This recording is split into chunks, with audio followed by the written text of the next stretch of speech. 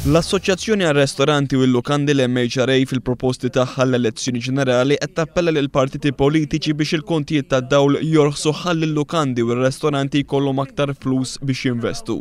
Matul żjara li għamel fil-Lukanda Cavalieri f'San Ġiljan, il-Prim Ministru Lorenz Gonzi tkellem fuq dawk li ddeskriva bħala rekords li jagħmel pajjiżna fis-settur turistiku mingħajr ma rrefera xejn għal din il-proposta ċentrali tal-MHRA.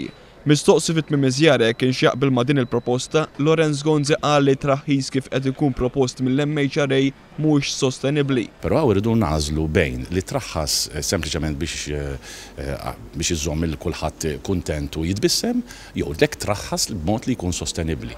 F'pajjiżna n-negozji u l-industrija jħallsu t-tieni l-ogħla kontijiet tal-Unjoni Ewropea. Quddiem din is-sitwazzjoni, Lorenz Gonzi jgħid li tweġiba l-MHRA hija investiment f'enerġija alternattiva. Gvern jemmen illi aħna għandna ninċentivaw lill-familji tagħna u lill-industrija, il-hotels ukoll, il-fabriki wkoll, biex jinvestu f'sorsi ta' enerġija alternattiva. Sa dan it-tant aktar kmieni fl-ewwel reazzjoni tiegħu għall pjan dwar l-enerġija mħabbar mill-Partit Laburista, Lorenz Gonzi qal li l-Gvern li kien imexxi huwa ħa diversi inizjattivi biex iżommu l-kontijiet fl-inqas livelli possibbli. Ara il-Partit Nazzjonalista fil-Gvern matul dawn il-5 snin ħa diversi inizjattivi propju biex iżomm il-prezzijiet tal-enerġija f'pajjiżna fl-inqas livell possibbli.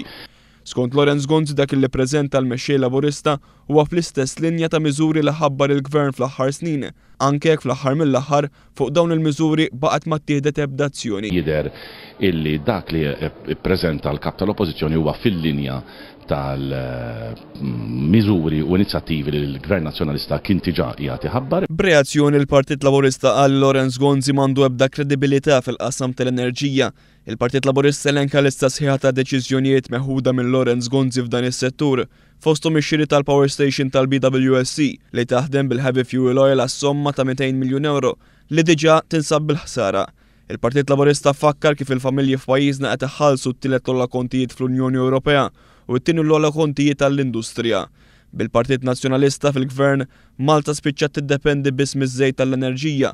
Hija l-aħħar f'dak li huwa ġenerazzjoni tal-enerġija rinnovabbli u l-korporazzjoni Eni Malta tinsab f'xifer l-irdum. Minn hekk jgħid il-Partit Laburista jerġa' jkun f'dat Gonzi PN jerġa' jolli l-kontijiet tad-dawl u l-ilma.